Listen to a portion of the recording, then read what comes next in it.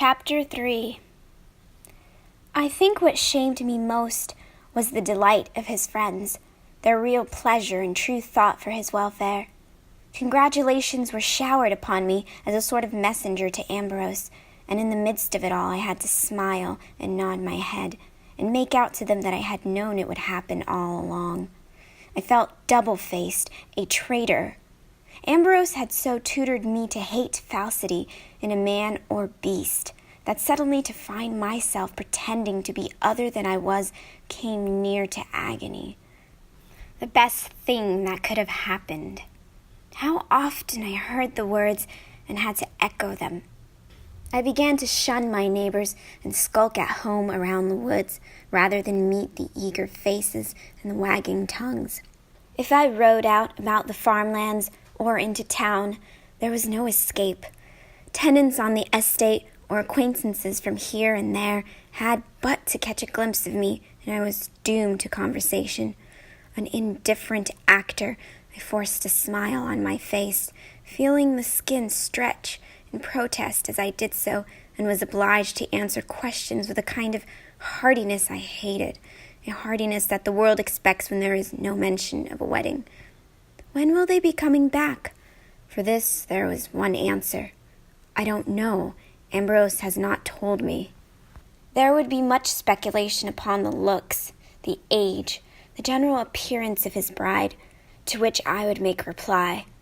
She is a widow, and she shares his love for gardens. Very suitable. The heads would nod, could not be better, the very thing for Ambrose. And then would follow jocularity and jesting, and much amusement at the breaking in of a confirmed bachelor to wedlock. That shrewd Mrs. Pascoe, the vicar's lady, ground away upon this subject as if by doing so she won revenge for past insults upon the holy estate. What a change there will be now, Mr. Ashley, she said on every possible occasion. No more go as you please for your household, and a very good thing, too. Some organizations will at last be brought to bear upon the servants, and I don't imagine Seacombe being too well pleased. He has had things his own way long enough. In this she spoke the truth. I think Seacombe was my one ally, but I was careful not to side with him, and stopped him when he tried to feel his way with me. I don't know what to say, Mr. Philip, he murmured, gloomy and resigned. A mistress in the house will have everything upside down, and we shan't know where we are. There will be first one thing, then another, and probably no pleasing the lady whatever is done for her. I think the time has come for me to retire and give way to a younger man. Perhaps you had better mention the matter to Mr. Ambrose when you write. I told him not to be foolish, and that Ambrose and I would be lost without him, but he shook his head and continued to go about the place with a long face, and never let an opportunity pass without making some sad allusion to the future, how the hours of the meals would no doubt be changed, the furniture altered, and an interminable cleaning be ordered from dawn till dusk, with no repose for anybody, and, as a final thrust, even the poor dogs destroyed. This prophecy, uttered in sepulchral tones, brought back to me some measure of my own lost sense of humor, and I laughed for the first time since reading Ambrose's letter. What a picture Seacombe painted! I had a vision of a regiment of serving girls with mops, sweeping the house free from cobwebs, and the old steward, his under lip jutting in the familiar way, watching them in stony disapproval. His gloom amused me. But when much the same thing was foretold by others, even by Louise Kendall, who, knowing me well, might have had perception enough to hold her tongue, the remarks brought irritation. Thank goodness you will have fresh covers in the library, she said gaily. They have gone quite gray with age and wear, but I dare say you never noticed it. And flowers in the house, what an improvement! The drawing-room will come into its own at last. I always thought it was a waste that it was not used. Mrs. Ashley will furnish it, no doubt, with books and pictures from her Italian villa. She ran on and on, going over in her mind a whole list of improvements, until I lost patience with her and said roughly, "For heaven's sake, Louise, leave the subject alone. I'm sick and tired of it." She stopped short then, looked at me shrewdly. "You aren't jealous, are you, by any chance?" she said. "Don't be a fool," I told her. It was an ugly thing to call her, but we knew each other so well that I thought of her as a younger sister and had small respect for her. After that, she was silent, and I noticed when the well-worn theme came up again in conversation, she glanced across at me and tried to change it. I was grateful, and I liked her the more. It was my godfather and her father, Nick Kendall, who made the final thrust, unaware, of course, that he was doing so, and speaking bluntly in his plain, straightforward way. "Have you made any plans for the future, Philip?" he said to me one evening after I had ridden over to take dinner with them. "Plans, sir? No," I said, uncertain of his meaning. "Early yet, of course," he answered, "and I suppose you cannot very well do so until Ambrose and his wife return home. I wondered whether you had considered looking around the neighborhood for some small property of your own." I was slow to grasp his meaning. "Why should I do that?" I asked. "Well, the position is somewhat changed, isn't it?" he said in matter-of-fact tones. "Ambrose and his wife will want most naturally to be together, and if there should be a family, a son, things won't be the same for you, will they? I am certain Ambrose won't let you suffer from the change, and will buy you any property you fancy. Of course it is possible they will have no children, but on the other hand there is no reason to suppose they won't. You might prefer to build. It is sometimes more satisfactory to build your own place than take over a property for sale." He continued talking, mentioning places within 20 miles or so of home that I might care to own, and I was thankful that he did not seem to expect a reply to anything he said. The fact was that my heart was too full to answer him. What he suggested was so new and unexpected that I could barely think straight, and shortly afterwards made an excuse to go. Jealous. Yes, Louise was right about that, I supposed. The jealousy of a child who must suddenly share the one person in his life with a stranger. Like Seacombe, I had seen myself doing my utmost to settle down to new uncomfortable ways, putting out my pipe, rising to my feet, making an effort at conversation, drilling myself to the rigors and tedium of feminine society, and watching Ambrose, my God, behaving like a ninny, so that I should have to leave the room from sheer embarrassment. I had never once seen myself an outcast, no longer wanted, put out of my home and pension like a servant, a child arriving who would call Ambrose father so that I should be no longer needed. Had it been Mrs. Pascoe had drawn my attention to this possibility, I should have put it down as malice and forgotten it. But my own grandfather, quiet and calm, making a statement of fact, was different. I rode home, sick with uncertainty and sadness. I hardly knew what to do or how to act. Should I make plans, as my godfather had said? Find myself a home? Make preparations for departure? I did not want to live anywhere else or possess another property. Ambrose had brought me up and trained me for this one alone. It was mine. It was his. It belonged to both of us. But now, no longer. Everything had changed. I can remember wandering about the house when I came home from visiting the Kendalls, looking upon it with new eyes, and the dogs, seeing my restlessness, followed me, as uneasy as myself. My old nursery, uninhabited for so long, and now the room where Seacombe's niece came once a week to mend and sort the linen, took on new meaning. I saw it freshly painted, and my small cricket bat that still stood, cobweb-covered, on a shelf amongst a pile of dusty books thrown out for rubbish. I had not thought before what memories the room held for me, going in and out of it once in 2 months perhaps, with a shirt to be repaired or socks to be darned. Now I wanted it for my own again, a haven of refuge from the outer world, instead of which it would become an alien place, stuffy, smelling of boiled milk and blankets put to dry, like the living rooms of cottages that I so often visited, where there lived young children.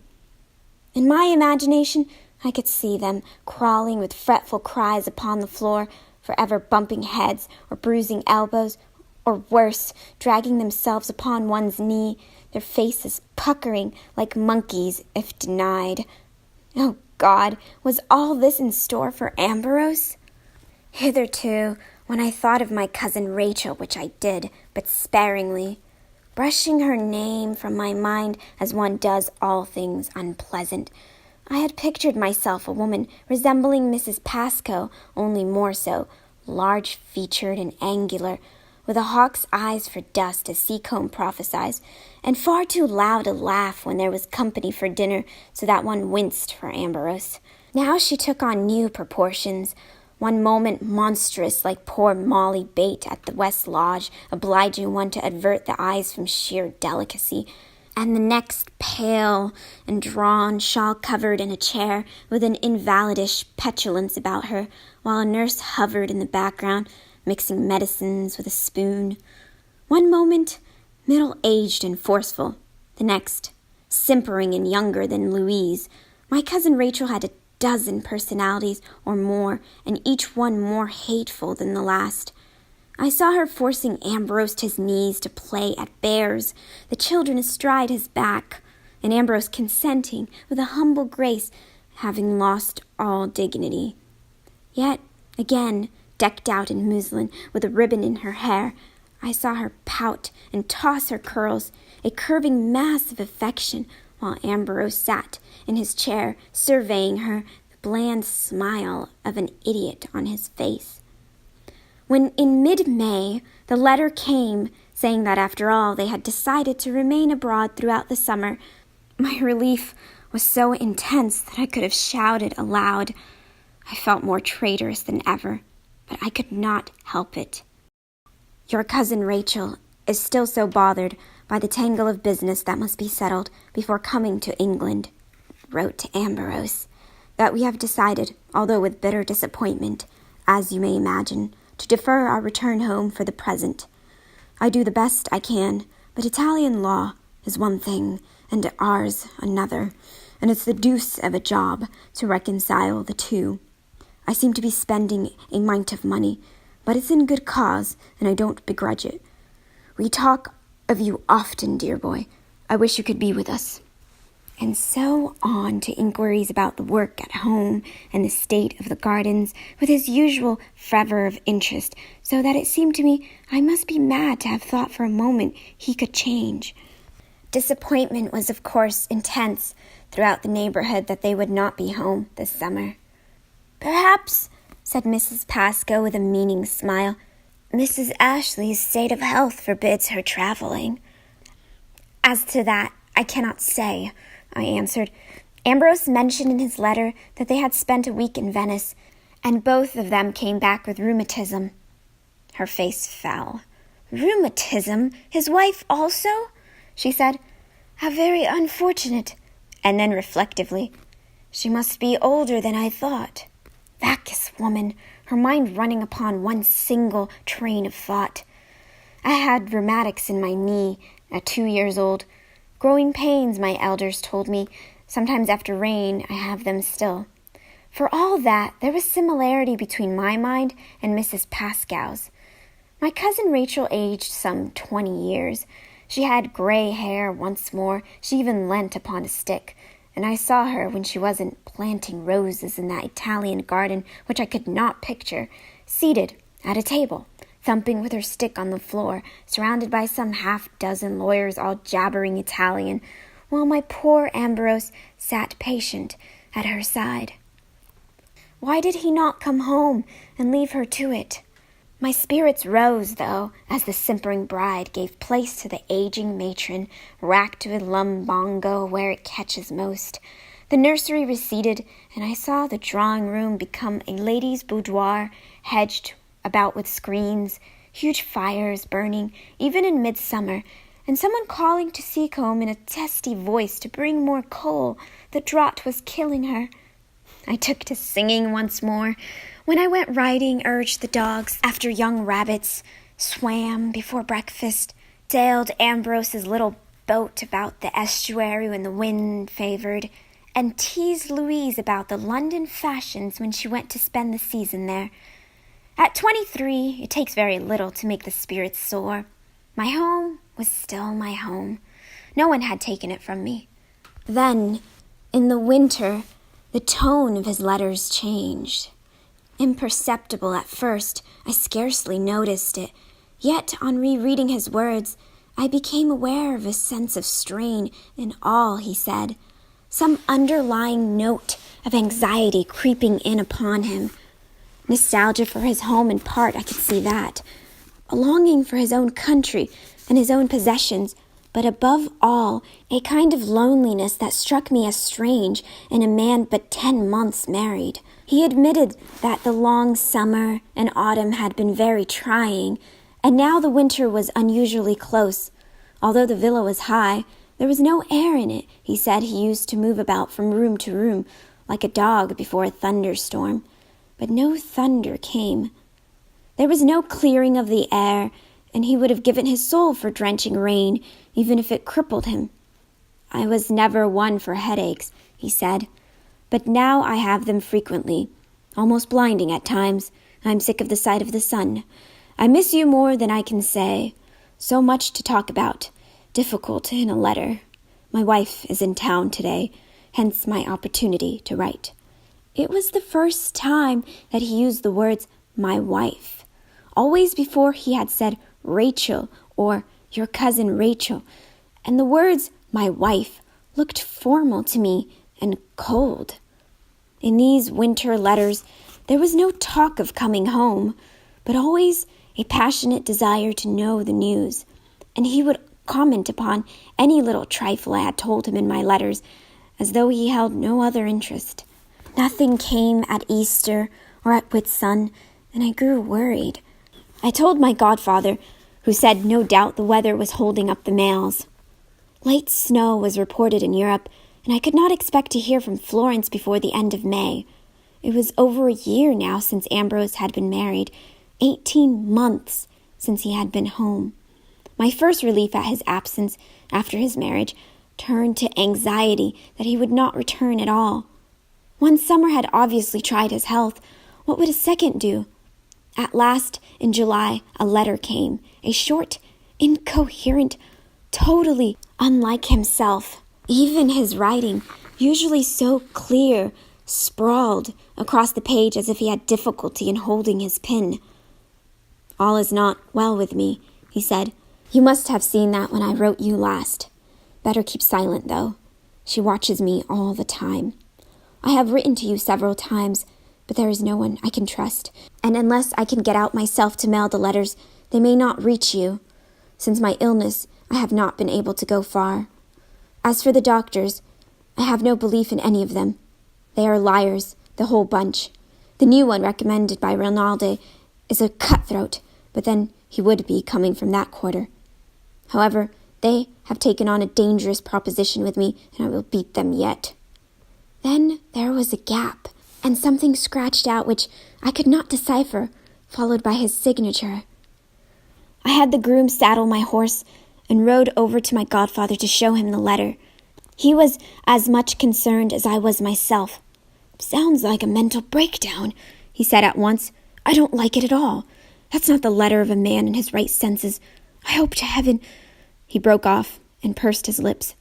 Hope what? I asked. Your uncle, Philip. Ambrose's father died of a tumor on the brain. You know that, don't you? He said shortly. I had never heard it before and told him so. Before you were born, of course, he said. It was never a matter much discussed in the family. Whether these things are hereditary or not, I can't say. Nor can the doctors. Medical science isn't far enough advanced. He read the letter again, putting on his spectacles to do so. There is, of course, another possibility, extremely unlikely, but which I would prefer, he said. And that is, that Ambrose was drunk when he wrote the letter. If he had not been over 60 years old and my godfather, I would have hit him for the bare suggestion. I have never seen Ambrose drunk in my life, I told him. Nor I either, he said dryly. I am merely trying to choose the better of two evils. I think you better make up your mind to go to Italy. That, I remarked, I had already decided upon before I came to see you. And I rode home again without the remotest idea how to set about the journey. There was no vessel sailing from Plymouth that would help me. I was obliged to travel up to London and thence to Dover, catch the packet to Boulogne, and then France into Italy by the usual diligence. Granted no delay, I should be in Florence within 3 weeks or so. My French was poor, my Italian non-existent. But none of this bothered me as long as I could get to Ambrose. I bade a short farewell to Seacombe and the servants, telling them only that I intended paying a hurried visit to their master, but saying nothing of his illness, and so set forth for London on a fine morning in July, with the prospect of nearly 3 weeks' travelling in a strange country ahead of me. As the carriage turned on Bodmin Road, I saw the groom riding towards us with the post-bag. I told Wellington to rein the horses, and the boy handed me the bag. The chance was 1 in 1,000 that there would be a further letter from Ambrose, but it so happened that the chance was there. I took the envelope from the bag and sent the boy on home. As Wellington whipped up the horses, I drew out the scrap of paper and held it to the window for light. The words were scrawled almost illegible. For God's sake, come to me quickly. She has done for me at last. Rachel, my torment. If you delay, it may be too late. Ambrose. That was all. There was no date upon the paper, no mark upon the envelope, which was sealed with his own ring. I sat in the carriage, the scrap of paper in my hand, knowing that no power on earth or heaven could bring me to him before mid-August.